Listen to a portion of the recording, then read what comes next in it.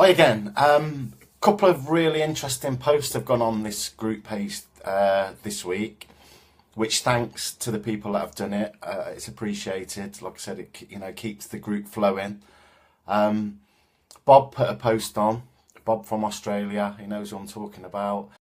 He put a little film clip on of a guy, which I found quite interesting. I'm always a little bit wary of these films, or some of them, because they start off by saying how crap their lives were, and they're normally great stories. I love the stories, which I've spoken about before, and then they turn around at the end and go, and I completely turned it round and I've made millions and millions of pounds and I can show you how to make millions of pounds as well, which sort of ruins it a little bit for me because, they're selling people, or telling people that success is all about making millions of pounds. I mean, the fact that the guy's turned his life around for me is a success. But I actually like this film because he said something in it about one of the things that really helped him to change was when he got advice about the words "I am," and it was really interesting as well because another guy on here, Tim, he put a post on from Eckhart Tolle, and Eckhart Tolle was saying, the post is on here, you can read it yourself, but about how some people were on a train and they were steering clear of a guy who was talking out loud to himself. People were a bit nervous of him. And Eckhart Tolle said all he was doing was expressing his inner dialogue, which most of us have got anyway. Well, we've all got. And the two posts fitted together for me because the words "I am," the first time I ever came across that, they're probably two of the most powerful words that we can ever say. And the first time I ever came across this, I was reading something years ago. And it was a biblical thing about how Moses, when he was leading his people through the desert, he went up the mountain and God appeared to him. And, God was giving him the Ten Commandments. And Moses said, well, who do I go back and tell the people I've been speaking to? And apparently God said to him, tell them I am.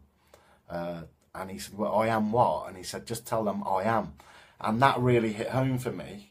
So, and it ties in with the internal dialogue as well, because if your internal dialogue is, I am crap at this, I am a failure, it could be something simple, I'm not a good cook, I am this, I am that, that's really powerful. You're giving yourself a really, really powerful message. You're training your brain to believe that.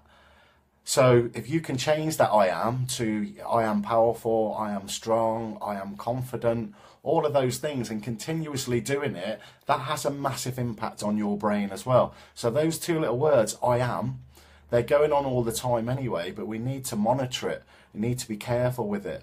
I've also noticed again recently, working with a few successful business people, that, one guy I was talking to in the week, and he was telling me he gets up in the morning and he does his gratitude sheets and he works out his plans for the day and he sets his goals. And I was listening to him, and I always listen to people, and it actually sounded quite boring, but his goals were quite good. And the fact that he does a gratitude sheet is brilliant. I would say to people, if they're working with me, I'd get them to do a gratitude sheet every day. But the thing he was missing was along the lines of the "I am." There was no emotion in it whatsoever. It just become another little exercise for him to do, another little exercise for him to tick off. Get up in the morning, do my gratitude sheet, do my meditation, set my goals, tick, tick, tick, done. The thing is, if you don't add emotion to them exercises, they're not going to mean anything. Salespeople will tell you that people buy on emotion. So it's really important, if you're setting goals, there's an emotion behind it. If you're doing a gratitude sheet, there's an emotion behind it. If you're grateful for being alive, then you need to feel that feeling of being alive. If you're setting a goal, you're a Man United fan, for example, and your goal is to play for Man United one day, which is a big goal. And I'm not picking teams here. If you imagine how you would feel if you achieved your goal. Mourinho calls you on at half time to make your debut for Manchester United at Old Trafford in front of, I don't know how many holes, 50, 60,000 people. How are you going to feel? You know, are you going to get on there and tick it off and go, oh yeah, I made my debut now, it was okay? Or are you going to be excited? You're going to be running around when he tells you that you're going to make your debut for Man United. How are you going to feel? So add passion to it, because if you don't, the chances are it's not going to work. Don't let it just become like another routine. You know, this business guy, what he was doing was brilliant, but it had just become another thing to cross off his list. You know, like when you're at school and the teacher gives you lines to do, I must not, you know, I don't know, I must not be cheeky to the teacher. I must not be cheeky to the teacher. I must not be cheeky to the teacher. That's what a lot of people are doing, but that's where a lot of people are going wrong. So you've got to add emotion. And if you're going to add emotion, the words I am are really powerful. So I am going to make my debut for Manchester United, if that's your goal. Obviously, it's not one of mine. But if that's your goal, I am confident. I am powerful. You know, use those words, I am. And that'll make a massive difference to your goal setting, your gratitude sheets. It'll make a difference to everything that you do in life. So add the words, I am. Stand in front of the mirror, I am confident. You know, I am powerful. For me, the confident one is a big one. I am confident. Like I've said before, if I'm going to give a talk, I am confident. I am good at this.